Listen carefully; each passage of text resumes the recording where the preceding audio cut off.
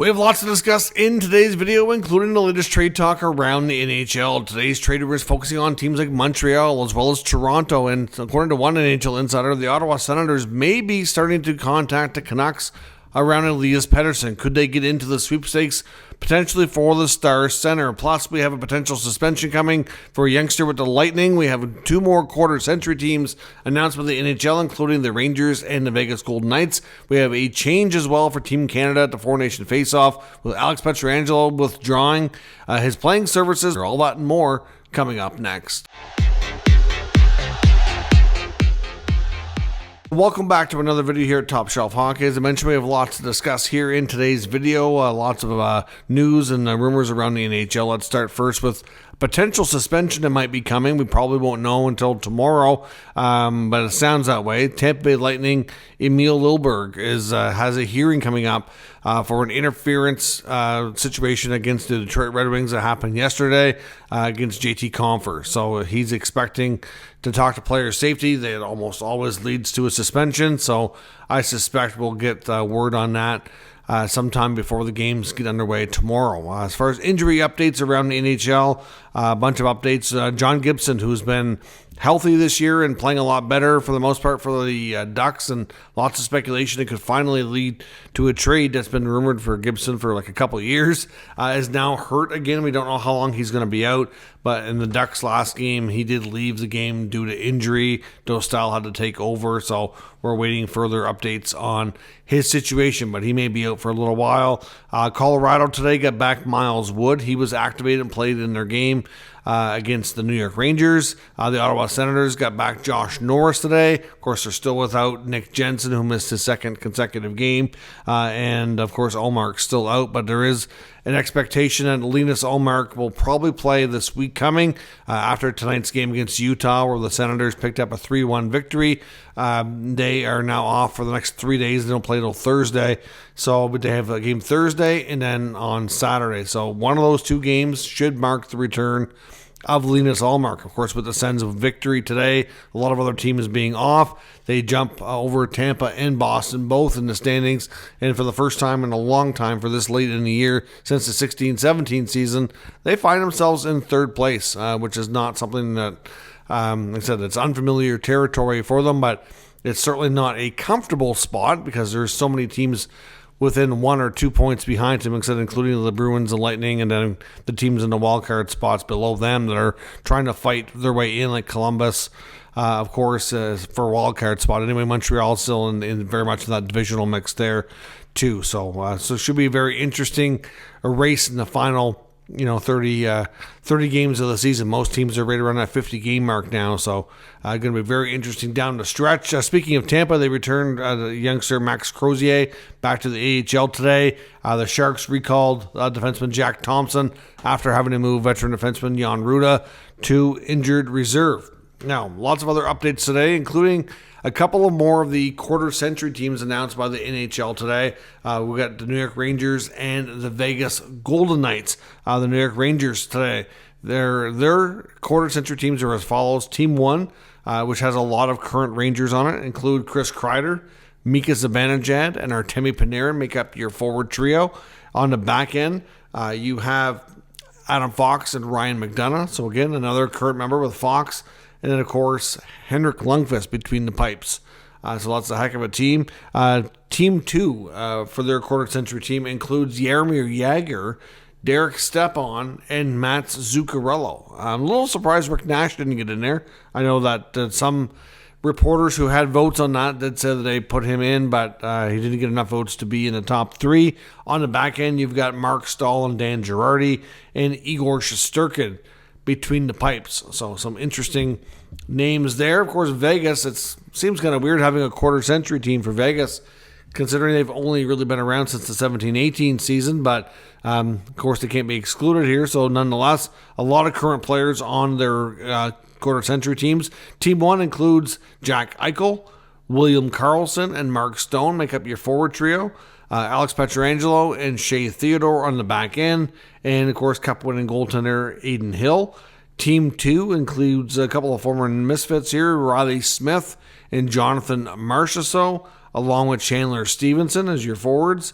Braden McNabb and Alec Martinez on the back end, and of course Marc-Andre Fleury between the pipes. So of course many of those Vegas players still with the franchise. Now, speaking of Vegas players, we also got a significant update today which impacts the Four Nations, and that's Alex Pietrangelo has been confirmed that he will not be suiting up for Team Canada for the Four Nations. He is going to withdraw from the tournament and take the time to heal for an injury. Now, some people are kind of questioning this.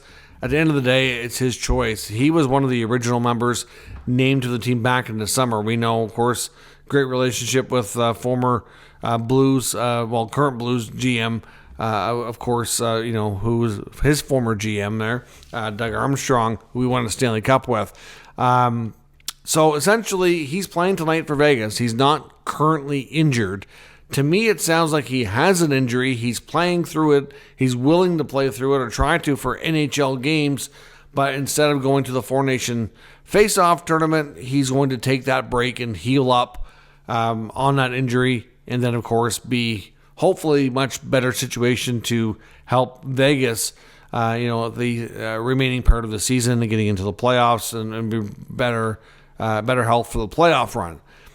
So at the end of the day, no different than players missing the All-Star game. Technically, if he is hurt, his club team does and should come first. As much as, being a Canadian and, obviously somebody who will cheer for Team Canada here, it doesn't suck. Yes, it does. But at the same time, there's lots of good options out there. Now, Canada can take their time in determining who a replacement could be. I know earlier we had said that Drew Doughty would be a prime candidate because he should be back in time. But as of right now, he's still not in a situation I would think where he would be picked because of the fact that they haven't seen him play yet, and he's not going to get a chance to get a lot of games in. So as much as I can understand if they pick him if they're comfortable, but that's risky. They might want to pick a player who's played all year and has more rhythm to their game right now. I would think a player like Mackenzie Weegar might be an option. Weegar is durable, can play a lot of situations. It can also play both sides, but obviously more stronger on the right side. To me, he'd be a great option. I mean, Noah Dobson's hurt right now, so he's out of it. To me, Evan Bouchard hasn't had a great enough year to be in the mix.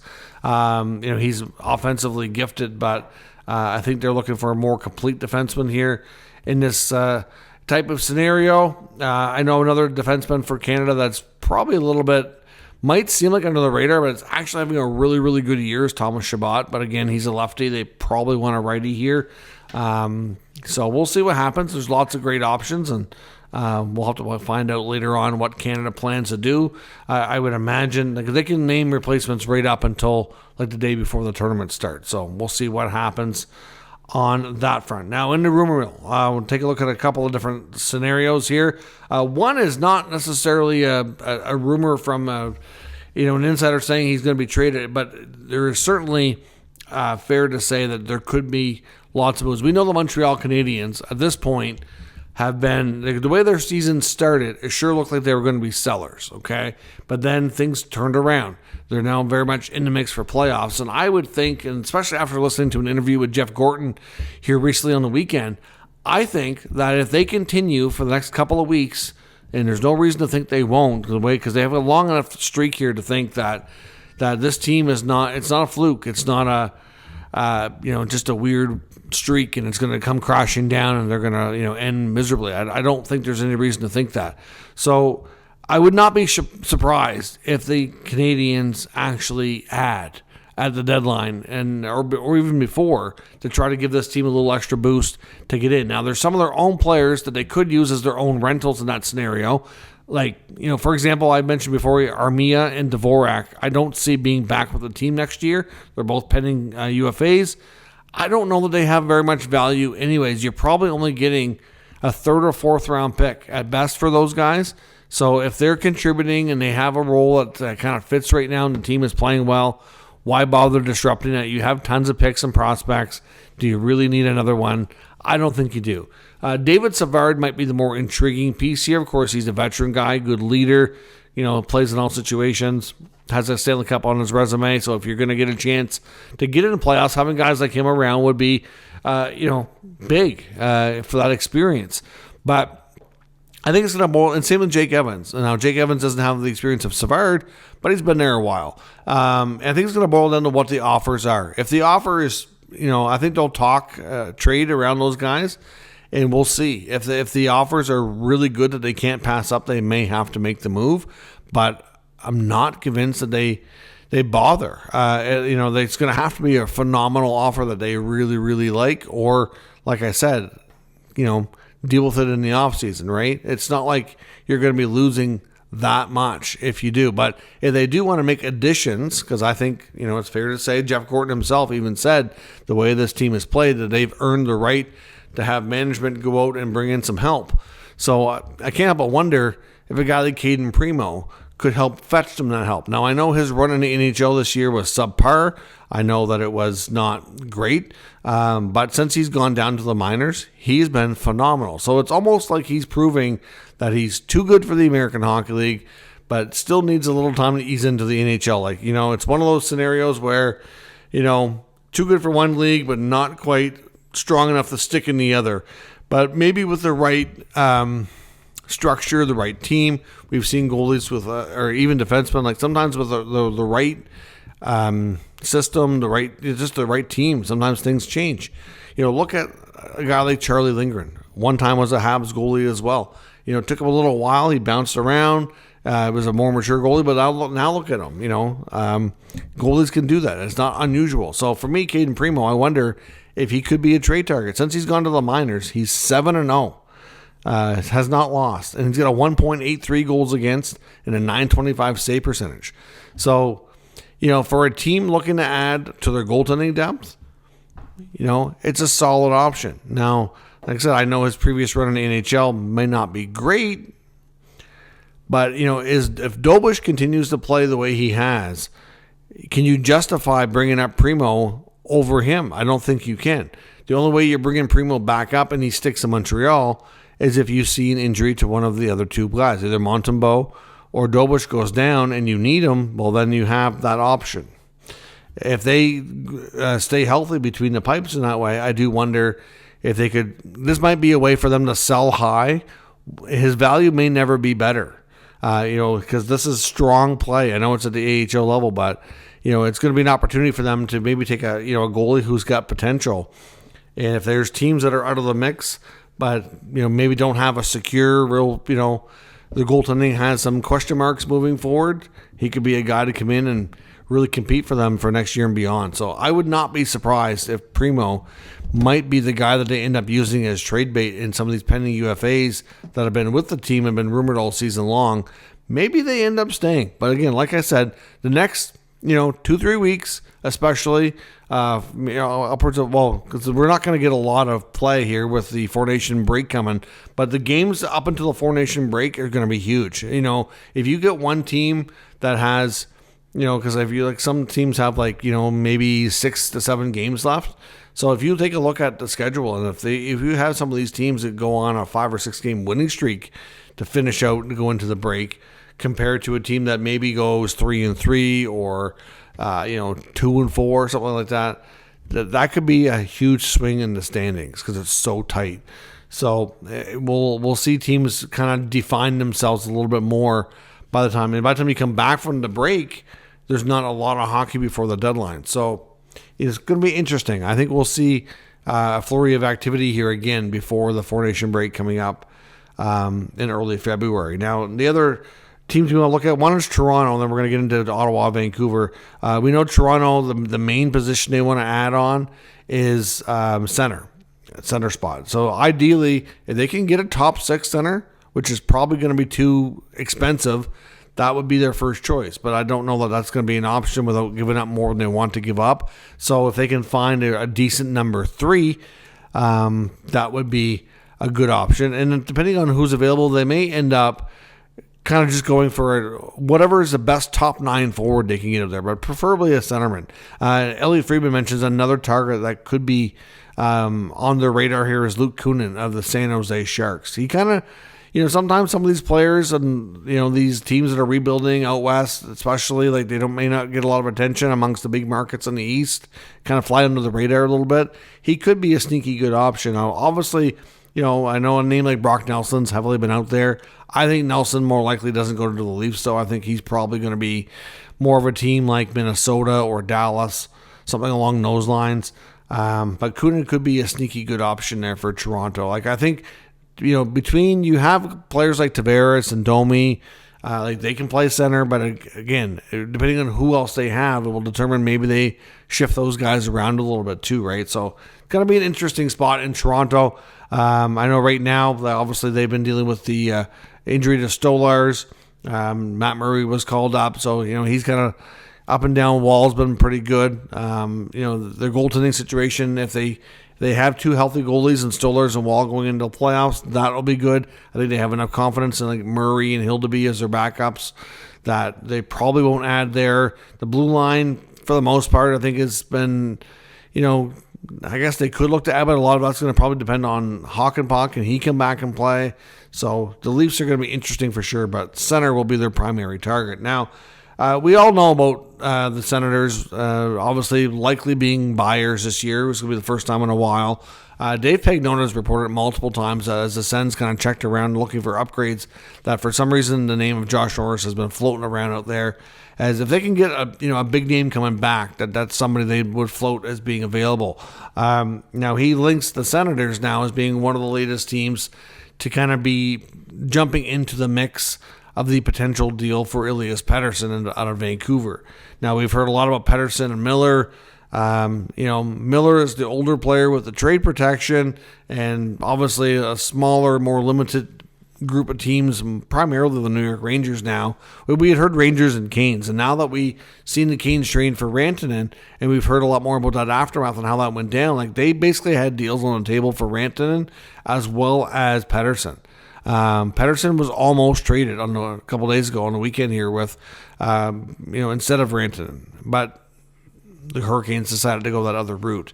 So we know the Canucks will pull the trigger if they get a good enough deal. Now, Friedman on Saturday headlines had also linked the Sabres as potentially being a front runner, which we talked a bit about yesterday. And obviously, some kind of combination of Dylan Cousins, Bowen Byram, or maybe even Owen Power. There is a belief that the Sabres would package up Owen Power if it means they're getting a superstar player coming back. A tough trade for any team to win, for sure. Now, what would the Sens package up if they were going to seriously look at Pettersson? I mean, if Norris is a starting point, who else do you put in there? It's going to take more than Norris to get the deal done. From a money perspective, Pettersson makes a lot more than Norris, so you're going to want to move at least one more contract. And who's that going to be? That's the big question, right? Would they include Anton Forsberg? They might have to. I don't think they'd really want to at this point because of the goaltending health that they've been dealing with this year. But otherwise, I don't see them moving in D. If you look at their top 4D, they finally have a lefty-righty combination and a good combination of offensive and defensive-minded guys, with Shabbat and Jensen being a phenomenal match for each other. And the analytics will show you that Sanderson and Zub is the top pair in the NHL at chances against 5-on-5 this year. So clearly, they're not going to want to really screw up their blue line. And there's nobody else besides those four that I don't think the Canucks would really have an interest in. Are they going to want a Clevin or a Bernard Docker? Well, that's a smaller piece of the puzzle. I don't know that we really see that really going to push the needle all that far. So then you're looking at, prospects, first round picks. I don't know that it's really going to. What is it going to take? I don't really know what else you would include. There's some other, bottom six players that maybe could go, but again, is that going to make the Canucks happy? I just don't see it really being a situation where they take Norris over Pettersson, who's got a significant injury history. He makes less money, yes, but so it's going to take a lot more for me than Norris to get a deal done. And then on the Ottawa side, from a cap perspective, just from a money perspective alone, you're going to need another significant contract going out. Do you see the way Pettersson has played this year? Is he really a big upgrade over Josh Norris? I don't know that he is. I'm not convinced he's a player that you win with at this point. I need to see more from Pettersson before I'm convinced that a contending team is going to, open up significant assets and do a blockbuster deal for him. I mean, he's got the potential. He's had a 100-point season, but if you look at how the second half of last year and this year has gone, I would be very leery of making those deals. You would the whole point here would be to try to take the contract off their hands and to try to get them for a cheaper value. But then does Vancouver make that move? They don't get better. To me, I understand their hands are a little bit handcuffed with the Miller situation and maybe trying to trade him. But if they end up moving Pettersson, and if they look at it as a cap space being a victory type of thing, getting all this extra space. So if let's say that they did do a deal for, like, say, Norris and picks prospects on top of that, right? So they come ahead cap space, like, $3 million, right? But are they a better team? I don't think that they are. And if you look at how Norris fits with his Sens teammates like Tkachuk, Batherson, etc., you're really messing with that core when you're getting a team that's taken off for the first time and really, had a chance to get in the playoffs and actually do something. I don't know. I mean, I understand that, when a player like Pettersson is rumored to be available, you got to do your due diligence, make a call. I don't see the fit myself. So I would say that it's probably not wise for either side to be having those conversations, because I don't think you're going to come up with a package that really makes either team better or happy and to pull the trigger. But according to Pagnotta, it's something that's on the table, and at least discussions to some degree, at least have taken place. So let me know what your thoughts are on all today's news and rumors down in the comments. We'll discuss further. If you're new to the channel, of course, make sure you subscribe and stick around. We'll keep you up to date with all the news, rumors, and analysis of all 32 NHL teams. Thanks for watching. I'll catch you next time.